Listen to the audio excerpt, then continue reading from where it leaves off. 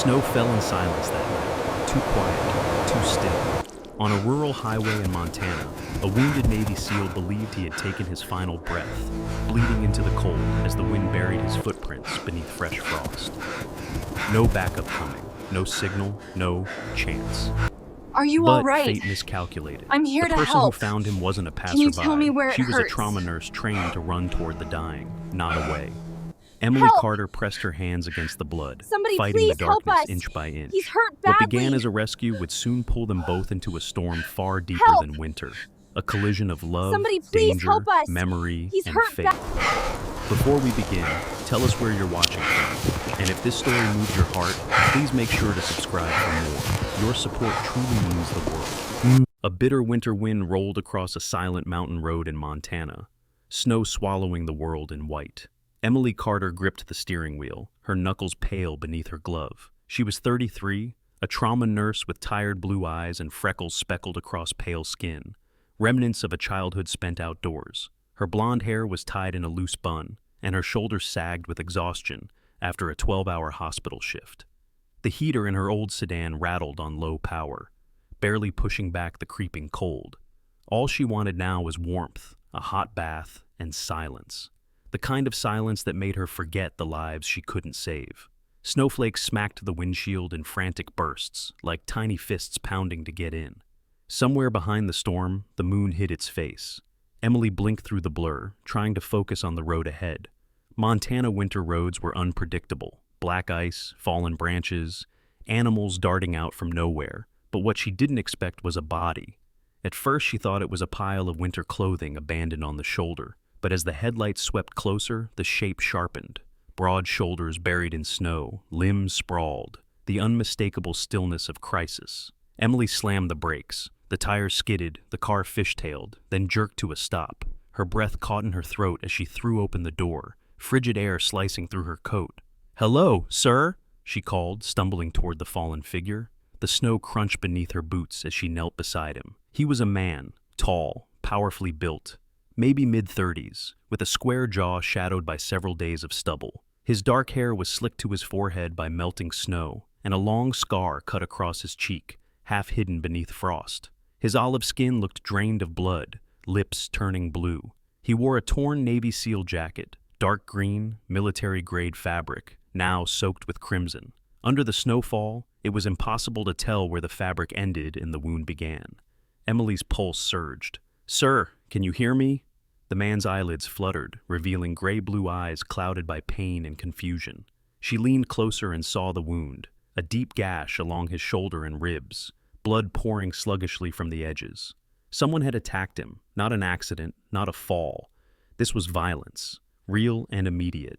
"Stay with me," Emily whispered, slipping into emergency mode. Her voice steadied, the same tone she'd used 100 times in trauma rooms.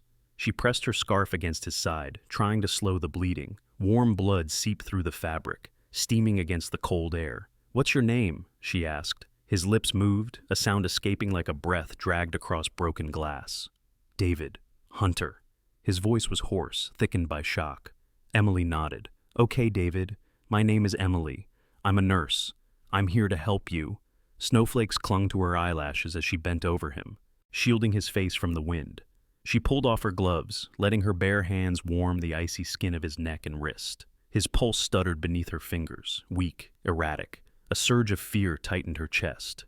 David Hunter. She recognized the name, not personally, but from whispered conversations at the hospital weeks ago. Stories of a Navy SEAL who returned from deployment under mysterious circumstances. Rumors of trauma and danger, of military police visiting town, of something classified. She swallowed hard. "Stay with me," she repeated. But David's eyes rolled back, breath slipping to a shallow whisper. Emily fumbled for her phone, dialing 911 with shaking hands. Her voice trembled as she spoke to the dispatcher, explaining the location, the severity, the urgency. The dispatcher's calm reply grounded her, but did little to slow the fear building beneath her ribs. She hung up and returned to David's side, lowering herself closer, her knees sinking into the wet snow. "Help is coming," she murmured. David's eyelids fluttered, and his gaze met hers, sharp for a moment, focused. His lips shaped her name. "Emily." She swallowed a gasp. Yes, I'm here. Something flickered in his expression. Relief, fear, gratitude, she couldn't tell. Snow muffled the world, turning sound into memory. And then, faint at first, she heard it. Sirens wailing through the storm, cutting through the wind like a promise. Emily exhaled shakily, her breath fogging in the air. "You're going to be okay," she whispered. David blinked, fighting the darkness creeping at the edges of his vision. Then, barely audible, he spoke again. Words rasped through frozen lips, weak but clear. "You saved my life." Emily felt the words settle into her bones like truth. Before she could respond, David's body slackened against her, unconscious but breathing. The ambulance lights washed over the snow in red and blue, painting the moment in surreal color. Paramedics rushed forward, 3 men and a woman bundled in winter gear, faces hidden behind frost-lined hoods. One knelt to examine David, another gently lifted Emily away so they could work. She stumbled back, numb fingers curled against her palms. The cold finally hit her, but she didn't care. All she could see was David Hunter being loaded onto the stretcher, his face pale beneath the swirling snowfall. As the doors of the ambulance closed, Emily's breath formed one last whisper into the winter air. "Hold on." The hum of fluorescent lights filled the quiet room, a soft, mechanical buzz beneath the rhythmic beeping of monitors. Morning sunlight filtered weakly through the hospital blinds, casting pale stripes across the bed where David Hunter lay half awake, his breathing shallow but steady. The world felt distant, muffled, as if thick walls of snow still surrounded him. Emily Carter stood beside him, clipboard in hand, nursing scrubs crisp beneath her white coat. A warm blush of color returned to her tired face, though her blue eyes stayed sharp, watchful for any sign of distress. She had been there since dawn, checking his vitals, adjusting his IV drip, helping him sit up when dizziness threatened to pull him under. David blinked, eyes focusing slowly. He looked better than he had on the street, color back in his cheeks, breath stronger, but the pain in his ribs and shoulder pulsed like a second heartbeat. His military jacket, torn and blood-stained, had been folded neatly on a nearby chair, cleaned of snow but not of memory. He felt naked without it. A sudden knock on the door made Emily turn. 2 officers entered, one tall and broad-shouldered, with a neatly trimmed beard and stern brown eyes, the other slightly shorter, lean and wiry, with close-cropped blonde hair. Their uniforms bore U.S. Army insignia, crisp and formal. The bearded one spoke first. "Lieutenant Colonel Sam Reynolds," he said, voice low and controlled. He looked to David. "I've been briefed on your situation." David stiffened. "I'm not sure what situation you think I'm in," he growled, but his voice wavered under the strain. The other officer stepped forward. "Sergeant Mark Ellison," he introduced, tone brisk. His expression was impersonal, almost cold, as if already forming a judgment. He pulled a file from under his arm and set it at the foot of the bed. Emily studied them both quietly, noticing the tension tightening David's jaw. He didn't trust them, not fully. She also noticed how Reynolds kept a respectful distance, while Ellison stared like he was dissecting the scene for evidence. Reynolds cleared his throat. "You were found unconscious in the snow last night with a serious wound. Local authorities reported signs of an assault. We're here to debrief you and ensure your safety." David shifted uncomfortably against the pillows. "I don't remember much," he murmured, eyes flickering away. But Emily saw the way his fingers curled around the bedsheet, knuckles white. Whatever had happened to him, whoever had done this, still haunted him. Reynolds softened his expression, though authority remained in his voice. "We're not here to interrogate you, David. We're here because there are concerns about what led to this." Ellison snorted quietly, barely a whisper. "Concerns is putting it mildly," he muttered. Reynolds shot him a warning glance before turning back to David. "When you're well enough to talk, we'd like to hear your side." The 2 officers stepped back, their presence lingering even after they left the room. The door clicked shut, and silence returned. Emily let out a breath she hadn't realized she was holding. David tilted his head toward her. "You don't have to stay," he mumbled. Her voice remained steady. "I know, but I want to." He met her eyes then, his gaze gray-blue, distant yet searching. "I've never liked hospitals," he said quietly. "Too many memories." Emily blinked slowly, absorbing the weight beneath those words. "Most people don't, but you're safe here." David didn't respond. His hand twitched, and Emily watched him press his fingers against the bandage at his ribs. Beneath the layers of gauze lay the truth, whatever story he wasn't ready to tell. Footsteps echoed outside the door again. This time it was a woman, Dr. Sarah Whitman, a tall, slender physician in her late 40s with short salt and pepper hair and calm gray eyes. Her face carried the gentle confidence of someone who had seen decades of pain and kept her humanity intact. She offered a polite nod to Emily before turning her attention to David. "How's our patient this morning?" she asked, voice smooth and reassuring. David shrugged one shoulder, wincing at the motion.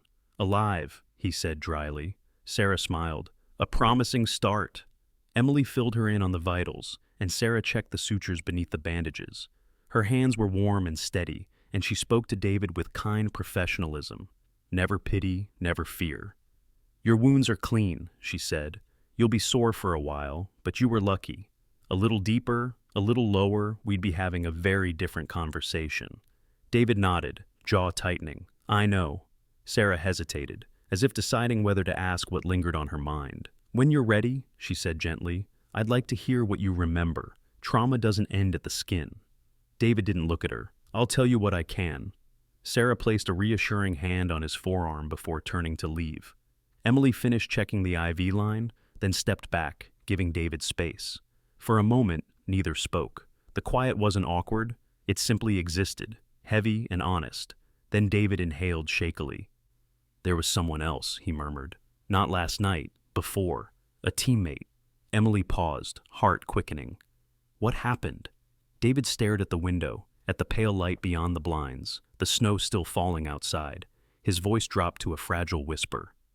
"I left him behind." Emily understood instantly. This wasn't just about physical injury. This was about guilt, loss, the kind that gnawed at a soul long after the wound healed. She reached toward him, hesitated, then gently placed her hand on his. "You're safe now," she said softly. David shook his head, eyes clouding. "Not yet." Emily's fingers tightened around his. Somewhere deep in the hospital, a phone rang. Machines hummed. The world outside kept moving. But inside the small white room, David Hunter lay trapped between two wars. The one outside that had spilled into the snow, and the one inside that had never ended. And though Emily didn't know what tomorrow would bring, she knew one thing with clarity. Whatever battle David was fighting, he wouldn't face it alone.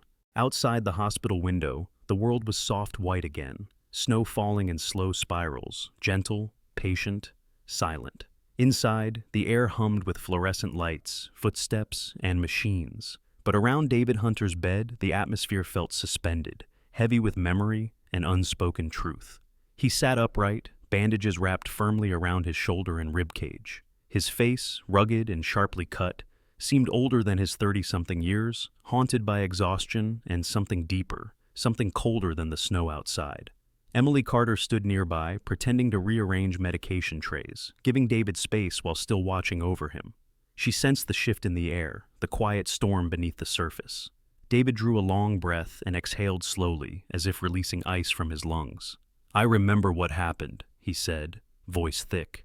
Emily turned toward him, bracing herself.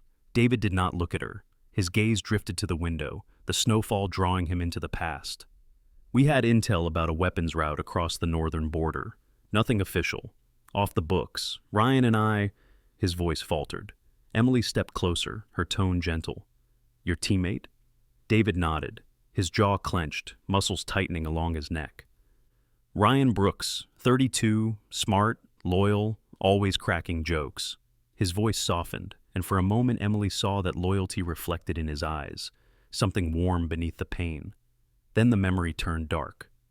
"We were guarding a storage unit," David continued. "Not much to look at. Rusty metal walls, broken lights, a keypad that barely worked. It was supposed to be secure, remote, invisible." Emily listened, barely blinking. "But they found us," he said. "They shouldn't have. It was meant to be classified. Only a handful of people knew the location." Emily frowned. "Which means someone leaked it." David didn't react, but his silence spoke volumes. He swallowed hard. "It happened fast.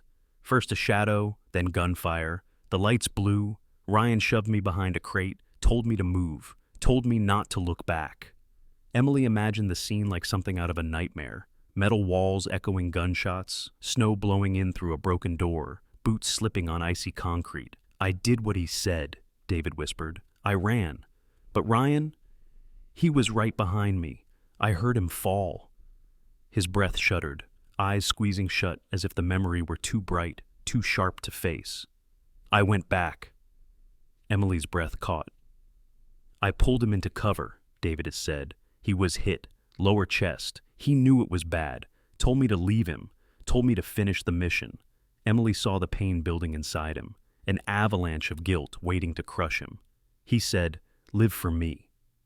David continued. Said it like a joke, like he didn't mean it, but he did. His hands trembled, gripping the blanket. "I didn't save him," he murmured. "He saved me." Emily reached out and gently touched his arm, grounding him. The room felt smaller, quieter, as if even the machines had paused to listen. Just then, another knock broke the stillness. The door opened, and a man stepped in. Detective Jason Ramirez. He was in his early 40s, a broad-shouldered figure with dark hair slicked back and a mustache framing a serious, sun-toughened face. His brown eyes were sharp, watchful, and carried the cautious patience of someone who'd spent 20 years reading lies and fear.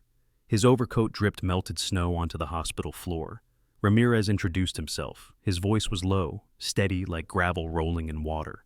"Detective, Helena PD, I was asked to follow up on your assault." He pulled out a small notepad. "Mind if I ask you a few questions?" David stiffened. "I already talked to the military." Ramirez nodded calmly. "And now you'll talk to me." His tone wasn't aggressive, just certain, practiced, unshakable. Emily studied him, sensing that he wasn't here to intimidate, but to understand. Ramirez flipped to a blank page. "Do you know who attacked you?" David hesitated. "No." Ramirez hummed thoughtfully, jotting a note. "But they knew where to find you?" David didn't deny it. Ramirez tucked his pen behind his ear. "One more thing. There were footprints in the snow around where you fell. Deep ones. 2 sets, one bigger, one smaller." David's brows pulled together. Ramirez added, "The second set ends abruptly, like someone got pulled into a vehicle." Emily felt the hair rise on her arms. David leaned back into the pillows, voice rough. "Ryan?" Ramirez nodded once, slowly. "Your teammate." Emily's pulse quickened. "But Ryan's gone." Ramirez shook his head. "Not necessarily. We didn't find a body." Silence slammed into the room. David stared at the detective, disbelief carving into his features. For one fragile second, hope flickered, but only long enough to turn into deeper fear. "If Ryan survived," David whispered, "he's with them." Ramirez folded the notepad and tucked it away inside his coat. "That's what I need to find out." He turned to Emily, offering a polite nod of thanks before stepping back into the hallway. The door closed behind him with a soft click. Emily and David sat in quiet shock. Outside, snow continued falling, white and gentle, while inside, something darker settled. Possibility. David pressed his eyes shut. He could still hear Ryan's voice in the storm, still see his face, blood on snow. But now, the memory shifted, reshaped itself under a new truth. Maybe he hadn't died. Emily touched David's hand. "If he's alive," she whispered, "we'll find him." David looked at her, and for the first time since waking in the snow, he didn't feel alone. The storm returned with a vengeance. Thick, wet snow piled against the windows of St. Mary's Hospital, and the wind howled like something alive, clawing at the glass. Inside, lights flickered, then died without warning. The building fell into shadow. Backup generators hummed to life, but they were old and weak, enough to power emergency systems and little more. Hallways that normally glowed sterile white now resembled dim tunnels lit by handheld flashlights and red emergency bulbs pulsing like distant heartbeats.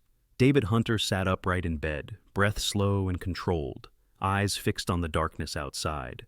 His ribs ached from movement earlier in the day, but something sharper gnawed at him, an instinct honed through years of missions, through nights when silence meant danger.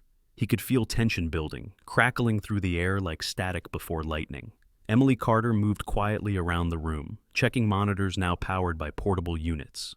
Her blonde hair was pulled tighter than usual, worry etched into the corners of her blue eyes. She had pulled triple duty tonight, working through the storm because other nurses couldn't reach the hospital. Fatigue clung to her like an extra layer of clothing, but her movements remained steady. She glanced at David. "How's the pain?" David didn't answer right away. His gaze drifted to the window again. "Something's coming," he murmured. Emily swallowed. She didn't know what he meant, but she believed him. Footsteps echoed faintly down the corridor. Slow, measured, wrong. Emily stepped toward the door, trying to peer into the dark hall. The emergency lights cast unsettling shadows, more suggestion than illumination. Then she saw it. Two shapes moving down the hallway. Human, heavy coats, purposeful strides. Her pulse lurched. David straightened in bed, muscles tightening with instinctive readiness. Emily, before he could say more, a figure stepped into view. The person didn't wear scrubs or a badge. They wore black from head to toe, including gloves and a hood pulled low. And in their hand, something long, matte, and unmistakable, a suppressed handgun. Emily's breath froze. "Get down," she whispered. David swung his legs over the bed, pain slicing through his ribs like broken glass, but he forced himself upright. Another shadow appeared behind the first, taller, broader. Their heavy boots made almost no sound, which terrified Emily more. "Emily," David said softly, voice low and steady, "back up, now." She obeyed without question. The first intruder stepped into the room, the red glow from the emergency light revealing a pale face beneath the hood. Male, late 20s, sharp cheekbones, cold gray eyes that held no hesitation. His movement was practiced, precise, a professional. Emily knew immediately, this man wasn't here to steal. He was here to finish what began in the snow. David reacted on instinct. He lunged forward, grabbing the metal, IV pole beside the bed, and swinging it in a tight arc. The intruder didn't expect speed from an injured man. The pole struck his wrist, sending the gun clattering to the floor.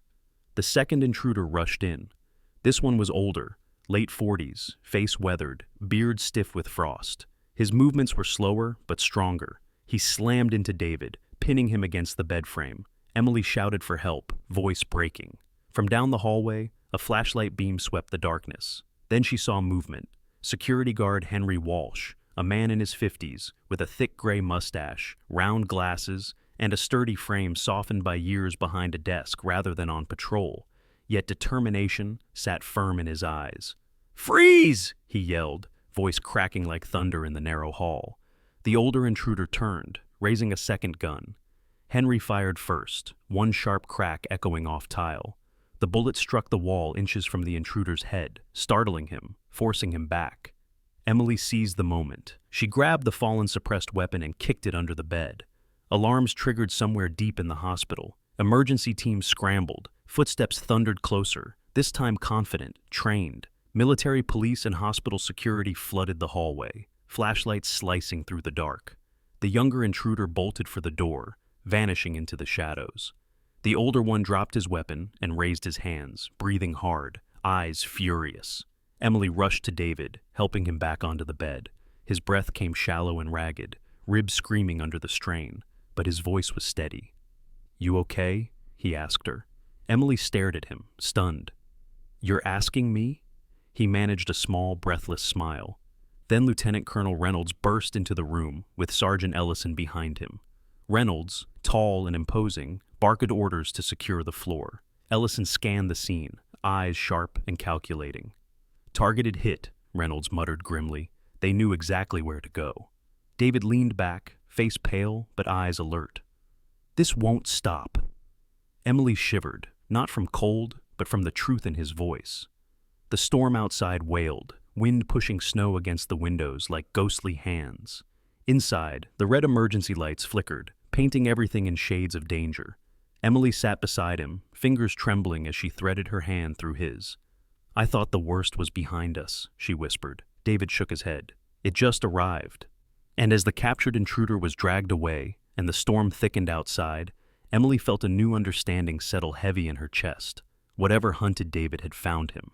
And it would come again. 2 mornings after the attack, the storm finally broke. Sunlight dripped pale gold across the town of Cedar Ridge, turning the fresh snow into a glittering quilt stretched across rooftops, sidewalks, and pine trees. The frigid bite in the air had softened, and the world moved with that strange hush that always followed a blizzard, like nature was still catching its breath. David Hunter stepped out of St. Mary's Hospital with Emily beside him. His posture was upright yet cautious, one hand braced lightly against his ribcage. The thick bandage beneath his jacket tugged at the skin beneath every step. But he moved forward, jaw set with familiar determination. His once pale face now carried more color, and though his eyes were still shadowed by pain and memory, something new flickered there. Relief. Emily walked close enough to catch him if he wavered. Her cheeks glowed pink from the cold, and wisps of blonde hair slipped free from her beanie. Despite the exhaustion lining her face, she looked lighter than she had in days, like fear had finally loosened its grip. Lieutenant Colonel Reynolds saw them to the parking lot, shoulders squared beneath his heavy military coat. "You're cleared for release," he said, voice steady and calm. His sharp eyes scanned the horizon for threats, even now. "But we'll maintain distant surveillance until the situation is neutralized." "Distant surveillance," David echoed with a smirk. "Means your men will freeze in their trucks for 3 days, then go home and hope nobody shoots me again." Reynolds' stern expression softened, betraying the faintest smile. In the daylight he looked older than he had before. Deep grooves etched around his mouth, hair thinning at the temples. His job wasn't just logistics and orders, it was responsibility, fear disguised as discipline. "You're hard to kill," he said simply. David shrugged, though the motion brought a wince. "So they tell me." Emily offered Reynolds a grateful smile. "Thank you for everything." He nodded once, eyes lingering on both of them before turning away. The world outside felt impossibly bright as David and Emily made their slow walk down Main Street. Cedar Ridge was alive again, residents shoveling sidewalks, children dragging sleds across small hills, cars crunching over snow-packed roads. A sense of renewal drifted in the air like steam rising off a mug of cocoa. Emily nudged David gently. "Coffee?" He nodded. "Only if it's the strong kind." They slipped into the Old Mill Cafe, a tiny coffee shop warmed by a brick fireplace and the smell of cinnamon. The interior glowed amber beneath hanging Edison bulbs. Wooden beams overhead bore the scars of past winters, cracks and dents, softened through time.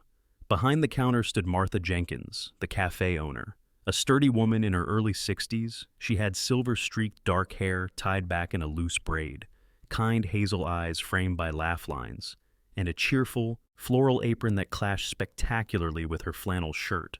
Martha had been a widow for almost a decade, which gave her a particular tenderness for anyone carrying invisible wounds.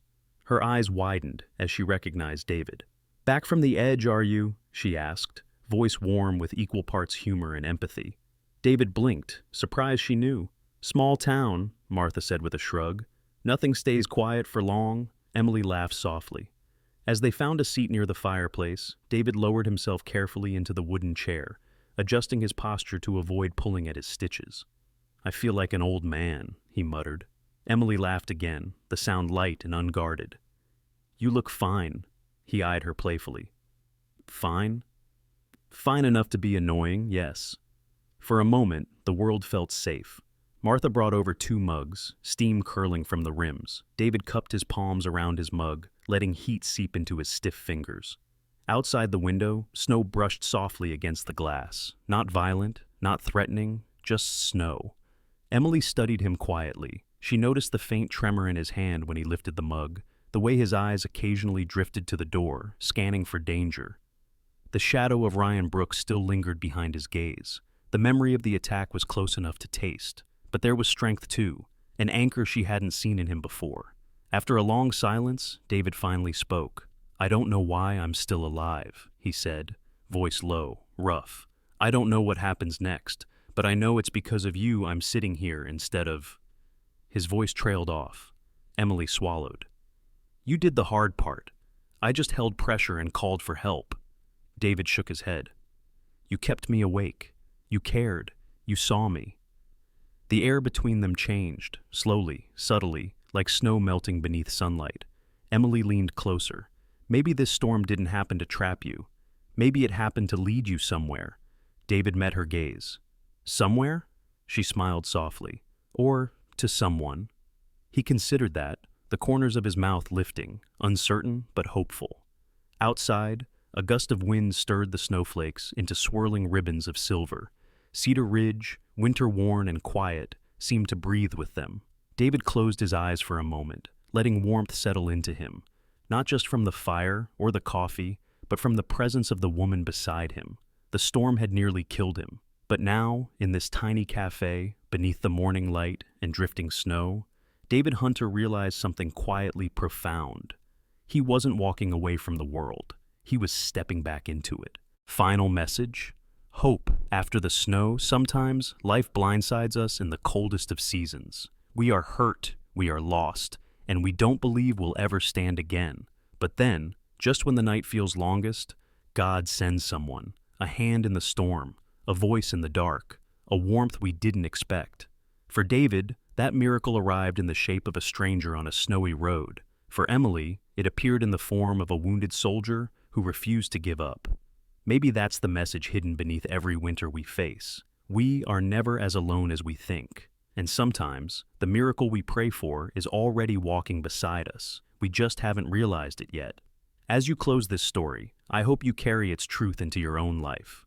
I hope you notice the small kindnesses, the gentle mercies, the quiet strength God places in your path every day. And if you are facing a storm right now, may this be a reminder. Even in the deepest snow, light finds a way through. God sees you, God knows you, God is with you. If this story moved you, please share it with someone who might need a little hope today. Leave a comment with your thoughts. Tell us where you were watching from and what part touched your heart most. And if you haven't already, subscribe for more stories of faith, humanity, and grace. May the Lord bless you and keep you safe. May He guide your steps, warm your spirit, and place miracles along your path, just as He did for Emily and David.